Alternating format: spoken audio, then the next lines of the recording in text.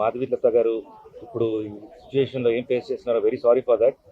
ఎందుకంటే ఒక మారల్ సపోర్ట్గా చెప్పగలుగుతాం తప్ప తన తన ఫీలింగ్స్ని అంటే ఎలా సాటిస్ఫై చేయాలో అర్థం కావట్లేదు. But what ever she's facing and what ever she's said ఇప్పుడు మీ అందరి ముందు చెప్పింది. తను ఆల్మోస్ట్ 2 daysగా నాకు చెప్తూనే ఉన్నారు. అండ్ ఎంత పెయిన్ అనేది యాజ్ మనందరికీ సిస్టర్స్ ఉన్నారు, మదర్స్ ఉన్నారు, 100% మదర్స్ ఉండాలి. నో ఒక లేడీ ఇంట్లో ఎలా ఫీల్ అవుతాయి, ఎలా ఎలా ఉంటుంది పెయిన్ అనేది. సో ద సేమ్ థింగ్ నేను మాధవీలత చెప్పినప్పుడు అదే ఫీల్ అయ్యాను నేను. అండ్ ఇట్స్ ఇస్ అన్ఫార్చునేట్ ఇలా పెద్దోళ్ళు ఎంతో ఎక్స్పీరియన్స్ ఉండేవాళ్ళు ఇలాంటి మాటలు మాట్లాడటం అసలు ఏమీ తెలియకుండా. బేసిక్గా వచ్చేసి మీరు ఒక పోస్టర్ చూసి మాట్లాడుతున్నారు, బట్ ఆ పోస్టర్ని దాని వెనక క్రియేటివిటీ ఉందండి. అది అలా ఉండదు జనరల్గా. మేబీ అది మీకు ఐడియా లేకుండా మనం చెప్పేస్తున్నారేమో. It's all creativity. ఏదైనా ఒక పోస్టర్లో కానీ లేకపోతే ఒక ఫేస్ దీంట్లో స్కార్స్ కానీ అది నిజంగా ఉండవు. అవన్నీ మేడప్ అవి. సో ఫస్ట్ బేసిక్గా నేను ఎక్కువ డీటెయిలింగ్ వెళ్ళట్లేదు, ఎందుకంటే నిజంగా కొన్ని మనం మాట్లాడి కూడా చాలా మంది పిల్లలు కూడా చూస్తుంటారు ఛానల్స్ని. సో నేను కొంచెం లిమిటెడ్గా మాట్లాడుతున్నాను.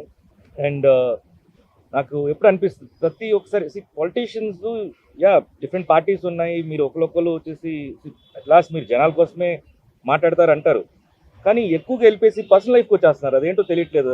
ఈ ఒక నాకు చూసి ఒక 12 yearsగా స్టార్ట్ అయింది అది. ఎక్కువ పర్సనల్ అటాక్స్కి వెళ్ళిపోతున్నారు అండ్ సినిమా ఇండస్ట్రీకి మీదకి వచ్చేస్తున్నారు.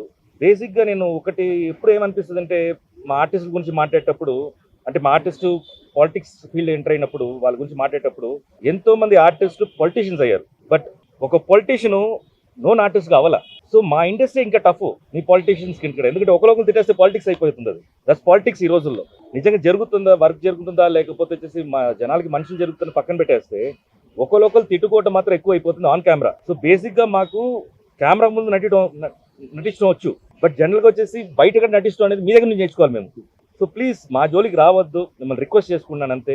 మీకు పార్టీ రకంగా లేకపోతే పాలిటిక్స్ రకంగా మీరు ఏమన్నా మాట్లాడుకుంటారు, కానీ ఇండస్ట్రీని లాగొద్దు. దీంట్లో ఇండస్ట్రీ అమ్మాయిల్ని ప్లీజ్ లాగొద్దు. బికాస్ బతుకుతారం ఏమో అంటున్నారు, కానీ వాళ్ళు నిజంగా వచ్చేసి ఎంతో పెయిన్ఫుల్గా ఇండస్ట్రీలో లోపల వచ్చి ఆ తెర మీద వాళ్ళ ఫేస్ రావాలంటే దాని మీద ఎంతో కష్టం ఉంటుంది, డెడికేషన్ ఉంటుంది.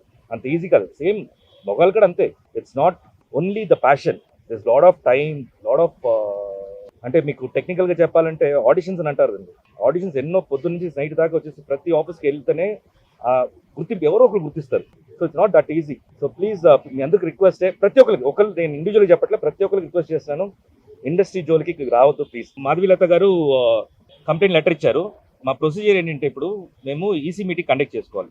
సో ఈసీ మీటింగ్ ఇది ఎమర్జెన్సీ కాబట్టి మేము ఒక ఈసీ మీటింగ్ కండక్ట్ చేసుకొని విష్ణు గారు, మేము, కమిటీ మెంబర్స్ అందరూ కూర్చొని మాట్లాడుకొని దీన్ని మాకు ఈవెన్ ఈ కమిటీ ఉంది, మాకు వచ్చేసి డిసిప్లినరీ కమిటీ ఉంది. డిసిప్లినరీ కమిటీ వాళ్ళ ఒపీనియన్ కూడా తీసుకొని మేము ముందుకు వస్తాం. Thank you.